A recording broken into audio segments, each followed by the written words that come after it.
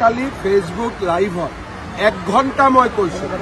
আৰু যদি কিবা কব লাগে মই ফেসবুকৰ জৰিয়তে কম কাৰণ সাংবাদিকসকলৰ আগত কথা কলে সিলেক্টেড পৰ্সন এটা কাটি তুলি দিয়ে ফলত দেশত বেয়া পৰিৱেশৰ সৃষ্টি হ'ব পাৰে সেই কাৰণে এই ঘটনাটোৰ সম্পৰ্কত মই যি কব লাগে ফেসবুকৰ জৰিয়তে কম যাতে গোটেই অসমৰ মানুহে কথাখিনি একেলগে শুনিব পাৰে মই একোৱে নকওঁ এই বিষয়ত আপোনালোকক ক'ব লাগিলে আপোনালোকে সোধা প্ৰশ্নখিনি মই বুজি ল'ম উত্তৰখিনি কিন্তু মই ফেসবুকৰ জৰিয়তে দিম যাতে সকলোৱে একে কথা শুনিব পাৰে একে কথা বুজিব পাৰে নহলে এটা টিভি এটা কাটিব এটা টিভি এটা কাটিব আৰু পৰিৱেশটো বেয়া হোৱাৰ সম্ভাৱনা থাকে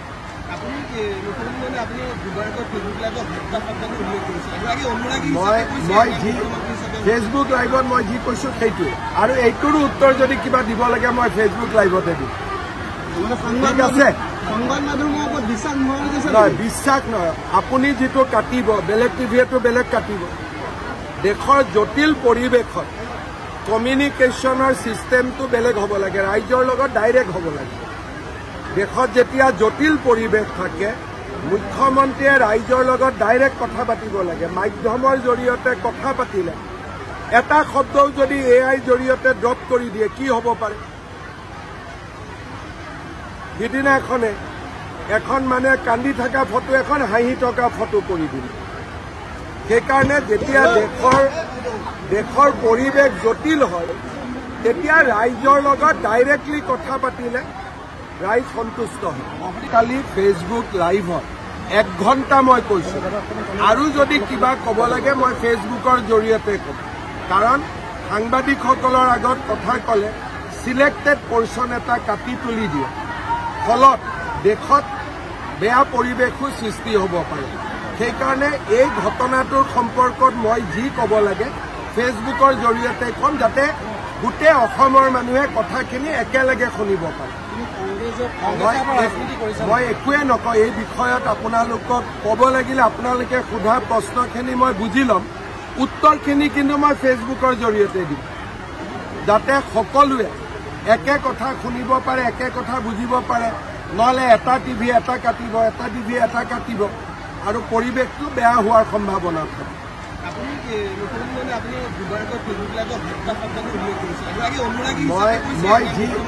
ফেসবুক লাইভত মই যি কৈছো সেইটোৱে আৰু এইটোৰো উত্তৰ যদি কিবা দিব লাগে মই ফেসবুক লাইভতে দিম ঠিক আছে বিশ্বাস নহয় আপুনি যিটো কাটিব বেলেগ টিভিয়েটো বেলেগ কাটিব দেশৰ জটিল পৰিৱেশত কমিউনিকেশ্যনৰ চিষ্টেমটো বেলেগ হ'ব লাগে ৰাইজৰ লগত ডাইৰেক্ট হ'ব লাগে দেশত যেতিয়া জটিল পৰিৱেশ থাকে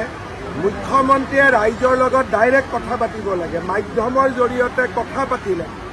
এটা শব্দও যদি এআই জৰিয়তে ড্ৰপ কৰি দিয়ে কি হ'ব পাৰে সিদিনাখনে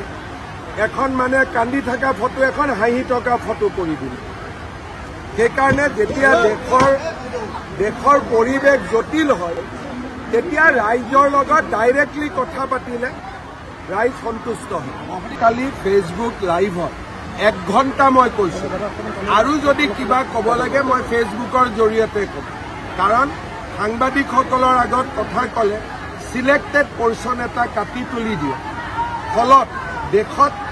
বেয়া পৰিৱেশৰ সৃষ্টি হ'ব পাৰে সেই কাৰণে এই ঘটনাটোৰ সম্পৰ্কত মই যি কব লাগে ফেসবুকৰ জৰিয়তে কম যাতে গোটেই অসমৰ মানুহে কথাখিনি একেলগে শুনিব পাৰে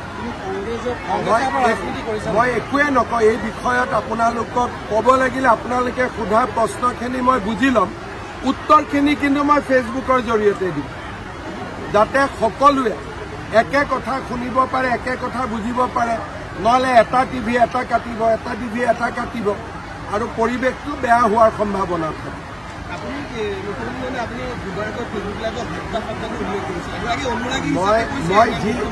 ফেসবুক লাইভত মই যি কৈছো সেইটোৱে আৰু এইটোৰো উত্তৰ যদি কিবা দিব লাগে মই ফেসবুক লাইভতে দিম ঠিক আছে বিশ্বাস নহয় আপুনি যিটো কাটিব বেলেগ টিভিয়েটো বেলেগ কাটিব দেশৰ জটিল পৰিৱেশত কমিউনিকেশ্যনৰ চিষ্টেমটো বেলেগ হ'ব লাগে ৰাইজৰ লগত ডাইৰেক্ট হ'ব লাগে দেশত যেতিয়া জটিল পৰিৱেশ থাকে মুখ্যমন্ত্ৰীয়ে ৰাইজৰ লগত ডাইৰেক্ট কথা পাতিব লাগে। মাধ্যমৰ জৰিয়তে কথা পাতিলে এটা শব্দও যদি এআই জৰিয়তে ড্ৰপ কৰি দিয়ে কি হ'ব পাৰে?